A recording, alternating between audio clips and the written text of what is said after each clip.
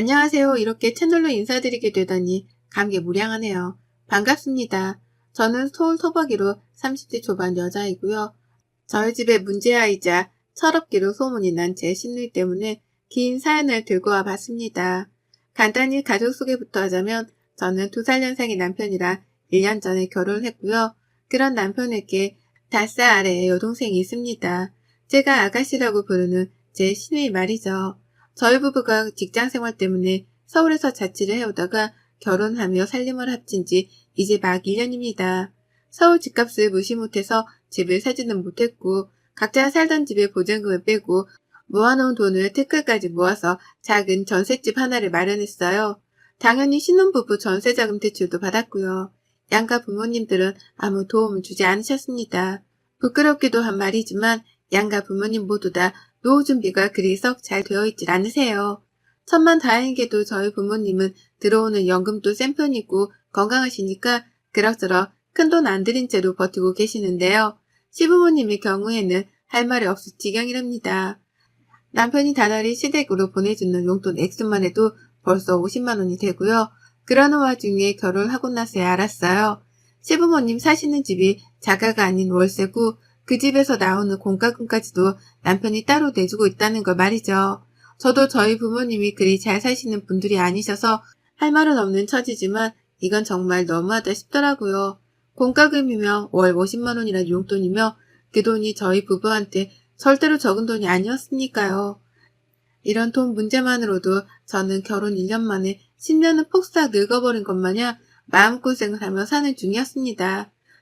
제가 부부 대표로 생활비 관리를 하는 입장이었는데요. 매번 시댁으로 빠져나가는 돈이 한 문큼이다 보니 한숨이 절로 나오고 덩달아 마음고생을 할 수밖에 없었던 거죠. 남편이랑 빨리 자리 잡아서 빌라이더라도 나만의 자가를 마련해보고 싶은 꿈이 있었는데요.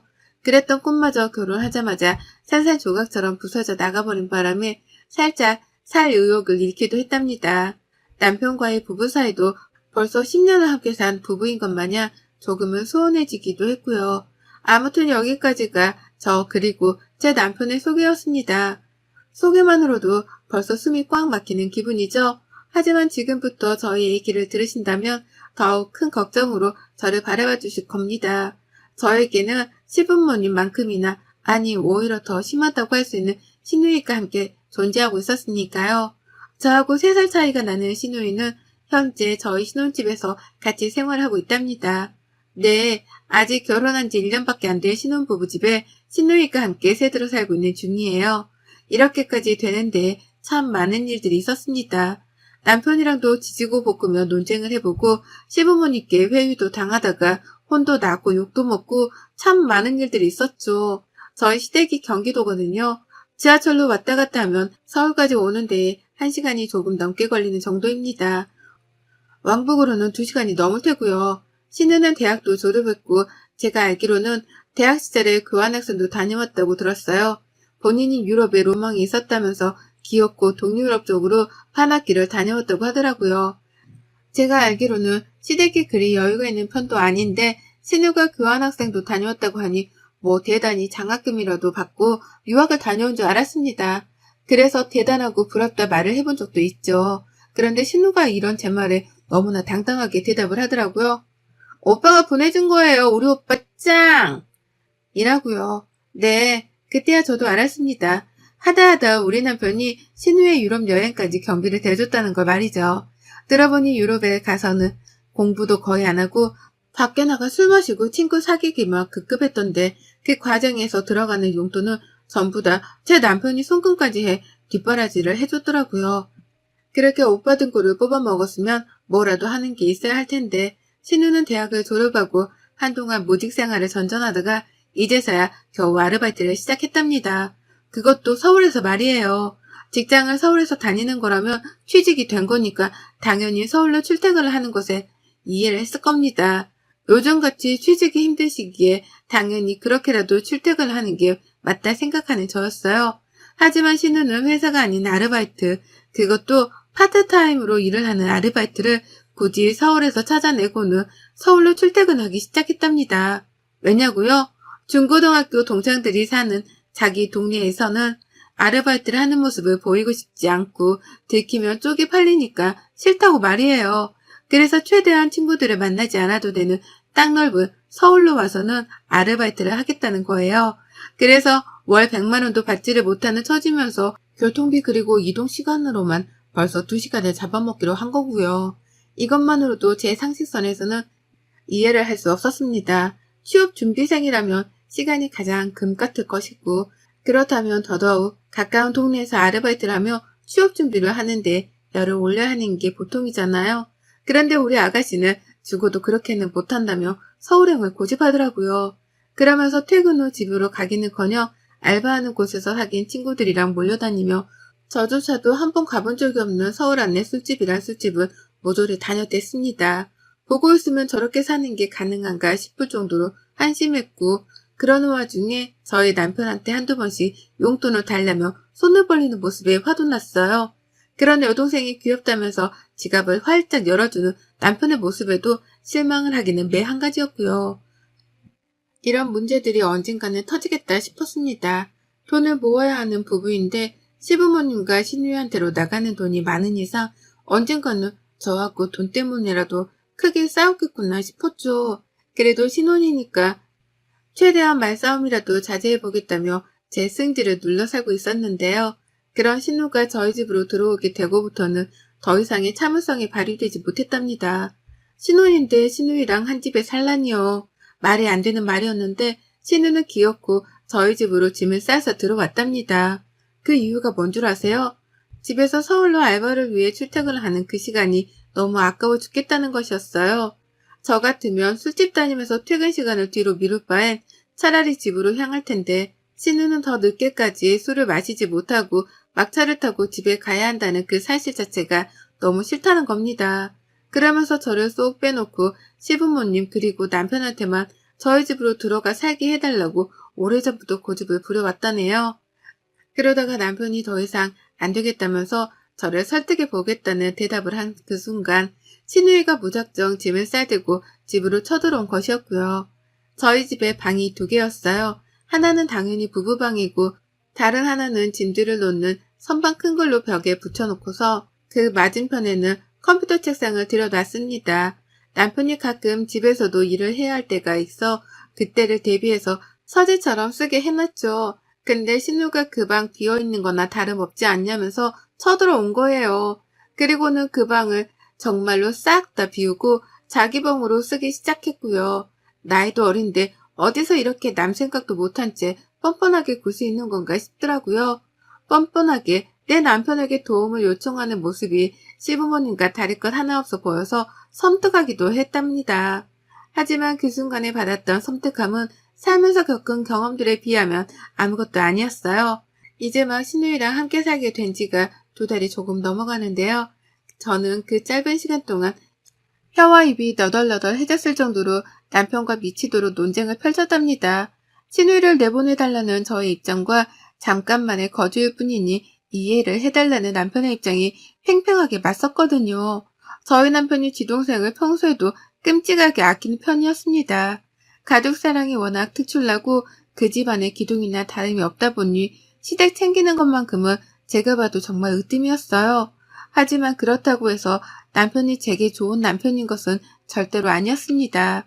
시부모님 용돈 그리고 시누이 용돈으로 나가는 돈만 하더라도 한두 푼이 아니었는데 이제는 꽁으로 시누이까지 한 집에서 재우며 먹여 살려야 한다는 생각하니 뒷골이 다 땡길 지경이었어요. 그래서 내 보내달라고 설득하고 화를 내며 별짓을 다 해도 안 되겠다 싶던 때에 타협을 하고자 했어요. 시누이한테 최소한의 월세라도 받아내야겠다 싶었던 거죠. 하지만 남편은 한결같더라고요. 어떻게 내가 오빠가 돼서는 내 여동생한테 월세를 내라고 하냐? 그냥 잠만 얹혀서 사는 것뿐인데 라고 하면서 오히려 저를 이해하지 못했답니다. 잠만 자는 걸로 생각을 하더라고요. 집에 들어와 살면서 먼저 나서서 밥을 해준 적도 없고 그렇다고 청소를 해준 적도 없고 하다못해 세수를 하고 세면대 주변으로 튄 물기를 단 한 번도 닦아낸 적이 없는 신우였는데도 말이죠. 가정주부도 아니고 그렇다고 집에서 살림해주는 가정부도 아닌 저에게 당연하다는 듯이 세탁물을 건네주며 빨아달라고까지 말을 하던 신우였습니다. 그런데 남편은 그런 모습을 본 적이 없다는 이유만으로 자기 여동생을 남이 아닌 손님 대접도 해주라며 절 타일렀어요. 마치 제가 못되어 먹은 생각을 하며 자기 여동생을 쫓아내 굽기만 한다는 것 마냥 비아냥대면서요. 그런 취급을 받는데 정말 너무 서럽더라고요. 결혼하고 나서 가뜩이나 눈물이 많아진 저였습니다. 혼자 살 적에는 돈이며 시댁이며 그런 사소한 것들에서 오는 걱정들이 하나도 없었기 때문에 많이 즐기고 살았는데요. 결혼하고 나서부터 자잘한 것들이 주는 스트레스가 너무 크더라고요. 그런데도 남편은 처음부터 끝까지 저를 이해하지 못하는 사람에 속했기에 내 배우자가 믿을 만한 사람인가 싶은 의구심마저 들기 시작했답니다. 첫 단추가 제대로 꼬였으니 그 후에 꼬매려는 단추들이 연속해서 얽힐 수밖에요. 저희 부부의 관계는 시댁 식구들 때문에 딱 그런 식으로 얽히고 설키며 꼬여갔어요. 그런데도 남편은 신우가 계속 저희 집에서 지내는 걸 허락하는 입장이었고 언젠가부터는 내 집안에서 내가 외톨이가 되어갔어요. 퇴근하는 길도 재밌지가 않고 집에 있어도 신우를 보면 괜히 화가 차오르더라고요. 같이 TV라도 보면 신우는 손가락 발가락 하나 까딱하지 않은 채 드러누워 있으려고만 하고 그런 신우 옆에 앉아 같이 수다를 떠는 남편을 보면서 혹 신우가 남편의 마누라인가 싶은 더러운 생각도 들었답니다. 그 사이 배가 고프다며 결국 먼저 나서서 부엌으로 들어가 했던 건 저였고 제 손으로 밥을 차려내고 나서야 신우이는 소파에서 엉덩이를 떼고 일어섰어요. 꼬울의 배는 고픈지 제가 해주는 밥을 지금껏 단 한 번도 거른 적이 없었답니다. 그런데 이보다 더 큰 문제가 또 있었어요. 바로 신우이의 그 성질머리가 대체로 늘 고약스럽고 변덕이 심하단 거였죠. 잘 지낼 때는 이렇게 조용히 지내긴 했으나 신우가 술을 왕창 마시고 들어온다거나 밖에서 무슨 안 좋은 일이라도 있는 날에는 그 히스테리를 집에서 부리느라 난리였습니다. 남의 집에 얹혀 사는 주제에 지 승질머리를 다 부려가면서 한 번은 제게 소리를 지르더라고요. 아, 내 방에 들어왔었어요? 라고 하면서요. 저는 그 당시 애도 안 낳았는데 제가 무슨 사춘기 자식이라도 키우는 줄 알았습니다. 내 집이고 내 방이기도 한 신우 방에 들어가서 청소기 하나 민 걸 가지고는 의자 방향이 달라 보인다면서 제게 따져 묻더라고요. 왜 남의 방에 함부로 들어가냐면서요. 보다 못했는지 남편이 나서더라고요. 소리 그만 지르고 배달음식 먹고 화풀나면서 신우를 달래주겠다고 또 돈을 쓰려 했답니다. 그러면 신우는 대화가 안 통한다며 자기 혼자 더 소리를 지르다 획 하고 집을 나가버렸어요. 네, 다 큰 성인이 그냥 그러고 지 혼자 토라져 집을 나가버리는 황당한 상황이 연출된 거죠. 그러면 남편은 그런 신우를 잡겠다고 따라 나섰다가 무시했다가 또 전화를 했다가 결국 용돈을 주겠다는 말을 하고 나서야 신우를 데려올 수 있었답니다. 신우가 용돈을 주겠다는 남편의 말에 화가 풀려서는 집으로 기어 들어왔거든요. 옆에서 이런 남매의 모습을 지켜보며 정말 머리가 빙 도는 줄 알았네요. 뭐 이런 것들이 다 있나 싶어서 말이죠. 내일 모레 서른인 아가씨가 화를 내며 내 집에서 내 집을 뛰쳐나가는 것도 황당해 죽겠는데 그런 신우의 화를 풀어준다며 회유하고 달래다 급기야 용돈을 준다는 말로 회유를 하는 남편이라니. 제가 어디서부터 어디까지 이해를 해야 하나 싶은데 더 화가 났던 것은 바로 그 용돈에 있었어요. 남편이 주겠다고 한 그 용돈을 감히 저희 부부 생활비에서 빼다 준 겁니다. 집이 자가도 아니고 현재 전세자금 대출도 걸려있고 앞으로 가정을 일구려며 모으고 벌어야 할 돈이 산더미 같은데 답도 없는 인생을 사는 신우이의 기분 하나를 풀어주겠다며 우리 생활비를 쪼개다가 가져다 준 거예요. 황당히 말도 안 나오는 이 답답한 상황이 지난 2달이 넘는 시간 동안 무려 4번이나 반복이 되었습니다. 매번 신우이가 화가 난 이유는 달랐었고 대다수는 이미 신우이가 밖에서부터 기분이 나쁜 채로 집에 들어왔을 때 벌어졌어요. 밖에서 화가 나서 집안에서 엄한 사람한테 화풀이를 했던 거죠. 대체로 그 엄한 사람은 저였고요. 그리고 바로 일주일 전 신우가 또 집을 나갔어요. 애가 글쎄 그동안 남자친구를 사귀었는데 그 남자친구가 알바하는 식당에서 같이 근무를 하던 동료였나 보더라고요. 그런데 그 남자친구랑 싸우는 바람에 같이 일하는 내내 불편하고 속이 뒤집어질 것 같았다는 말을 방 안에서 소리를 지르며 하더라고요. 자기 친구한테 말이죠. 어찌나 소리를 질러대는지 저조차 눈치가 보일 지경이었어요. 그런데 그때 신우가 갑자기 방에서 문을 열고 나왔습니다. 방문 여는 소리가 너무 갑작스러워 제가 부엌에서 뒤돌아 정수기 물을 뜯어 말고 깜짝 놀라서 그만 컵을 떨어뜨리고 말았어요. 물은 사방으로 튀기고 흘렀고 제 양말은 이미 다 젖었답니다. 이 상황에서 여러분들은 어떻게 하실 건가요? 당장에 괜찮냐며 물어봐야 하는 게 먼저이지 않나요? 적어도 우리 남편 때문에 얽힌 가족이라면 말이죠. 그런데 신우는 이렇게 말했답니다. 지금까지 내 얘기 엿듣고 있었어요? 왜 엿들었어요? 집이 코딱지만 해서 아무리 대화가 잘 들린다고 하지만 너무 애이 없는 거 아니에요? 라고요. 그러니까 신우는 지금까지 밖에서 지 남친이랑 싸우고 들어올 때마다 저희한테 화풀이를 하고 집을 나간 것 같은데 생각할수록 분했습니다. 남의 집에 멋대로 쳐들어와 얹혀 사는 걸로도 이미 충분히 화가 날 수밖에 없는 상황이었는데 집주인 눈치를 보며 잘 지낼 생각을 하기는커녕 지 성질을 있는 그대로 표출하다니요. 그것도 아직 다 친하지도 않은 저한테 말입니다. 내가 얼마나 만만했으면 일어나 싶기도 하고 지 오빠를 얼마나 우습게 여기면 오빠가 옆에 있는데도 저한테 소리를 지를 생각을 했을까 싶더군요. 그래서 남편을 쳐다봤어요. 어떻게 반응을 하는지 보려고요. 제 남편은 소리치는 신우를 말리겠다며 바로 저희가 있는 부엌으로 오긴 했습니다. 옆에 와 서 있긴 했어요. 그런데 아무런 말을 하지 않았습니다. 상황을 파악하고 말고 따질 것도 없었는데 그 와중에 신우가 왜 화가 나는지를 파악하겠다면서 팔짱을 끼고 신우 말을 귀 기울여 듣더라고요. 거기에서 제가 1차로 열받았고요. 두 번째로는 이내 입을 연 남편의 말 때문이었습니다. 일단 화 풀고 진정하고 오빠한테 말해봐봐. 왜? 뭐가 그렇게 화가 났는데, 어? 오빠한테 말해봐. 오빠가 들어줄게. 라고 티 여동생부터 달래더라고요. 바닥에 흥건한 부엌을 치워줄 생각도 제게 괜찮냐고 한 번쯤 물어봐줄 생각도 안 한 채 말이죠. 그래서 더는 긴 말 하지 않았습니다. 그 자리에서 바로 이렇게 뱉어내고는 짐을 쌌습니다. 니들끼리 잘 살아봐. 나는 너랑 더는 이렇게 못 사니까 이혼할 거고 너는 이 집 당장 빽 가고나 하고 있는 게 좋을 거야. 진짜 뭐 같은 것들이 꼴에 핏줄이라고 챙기고 있네? 라고요. 안방에 들어가 짐가방을 싸는 동안에도 남편은 심각성을 인지하지 못한 채 방으로 따라 들어오지도 않았어요. 그 덕에 저는 방해받지 않고 바로 짐을 쌌고요. 현관까지 무거운 가방을 들고 나서는 저를 보고서야 남편이 여보, 아이 왜 이래 가족들끼리 라며 따라 나오더라고요. 하지만 저는 그런 남편은 쳐다도 보지 않은 채 뒤에서 팔짱을 끼고 서 있던 신우한테 고했습니다. 야, 너 내가 이혼해도 그냥 이렇게 집을 나가면서 이혼할 줄 알지? 딱 기다려. 이 이혼은 다 너 때문이고 내가 너한테 유죄로 소송부터 걸면서 이혼할 거니까.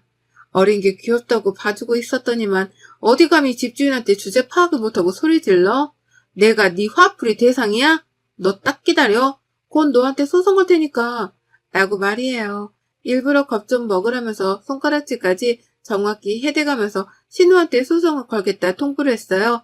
그러자 신우가 그제서야 건방지게 끼고 있던 팔짱을 빼내며 제 말에 귀라도 기울이려는 척을 하더라고요. 겁을 먹었던 거죠.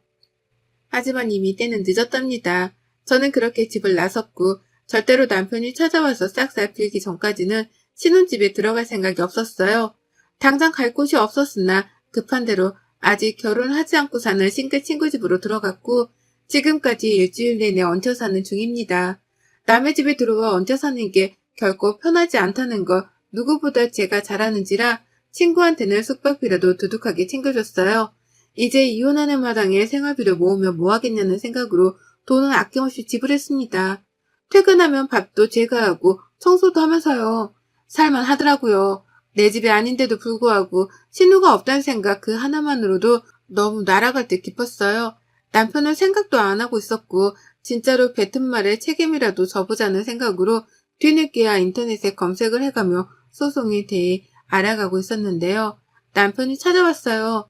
제가 그 사이에 남편 전화번호도 싹 다 차단을 해버려서는 연락을 아예 안 하고 있었거든요. 저희 친정 부모님께도 그간 있었던 일들을 얘기하며 남편 연락처는 차단하라 못을 박아둔 바람에 친정하고도 연락이 안 되었을 거고요. 근데 글쎄 남편이 제 친구들까지 수소문을 해서는 용케도 제 친구한테 연락을 했더라고요. 친구는 저한테 먼저 동의를 구하고서 집을 알려줬고요. 일단 남편이 무슨 말을 하는지는 들어보고자 만났습니다. 집 앞에 왔길래 근처 카페로 가서 같이 이혼에 대해 재차 얘기를 나눠보려 했는데요. 남편이 첫 대화를 시작도 하기 전에 자리에서 일어나 제 옆으로 와 무조건 잘못했다며 제게 용서를 구했습니다. 개과천선도 이런 개과천선이 따로 없었네요. 늘 무관심하던 남편이 먼저 사과를 하다니 무슨 일이 있었구나 싶더라고요. 그래서 들어보니 제가 집을 나선 동안 난리도 아니었더라고요. 글쎄 신우가 제 입에서 나온 소송 얘기에 겁을 먹고는 그날 바로 집을 나가버렸다는 거예요. 저한테 한 번만 봐달라는 장문의 편지까지 남기고는 말이에요. 한마디로 뭣도 없는 애가 나대다가 집안에서 저한테 한 방을 먹고서는 지레 쫄아서 집으로 도망을 친 것이었죠.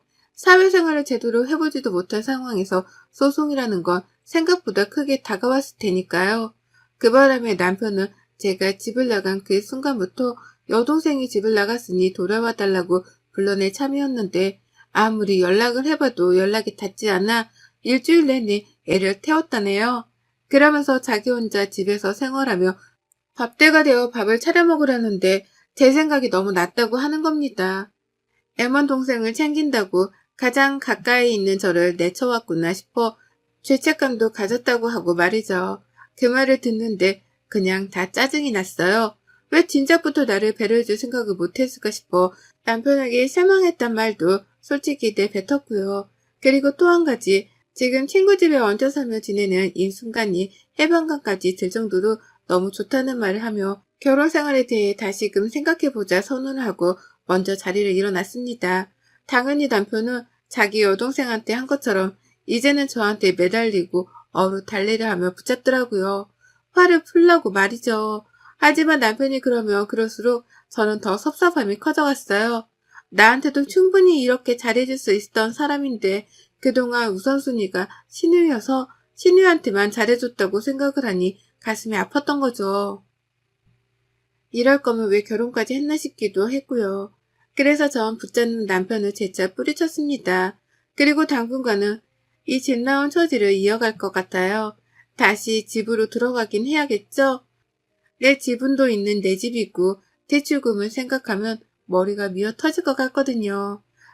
하지만 남편하고는 정상적인 부부 생활을 하지 않을 생각입니다. 남편이 저를 완전한 우선순위로 두고 챙기려 할 때까지 저는 신우가 했던 것처럼 똑같이 삐지고 화를 내고 소리치다 용돈 달라는 소리를 불사질러서라도 이번 참에 저의 위치를 재조정할 생각이에요. 이미 계획에 성공적인 건지 차단을 푼 남편으로부터 매일같이 집으로 돌아와 달라 음성 메시지를 남기고 전화를 한답니다. 다만 전 신우처럼 건방 떨고 무관심으로 일관하며 끝까지 튕기고 있네요. 앞으로도 쭉 이렇게 성질 부려가며 남편을 들었다 놨다 해야 할까 봐요. 여러분의 생각은 댓글로 남겨주세요. 오늘도 시청해 주셔서 정말 감사합니다.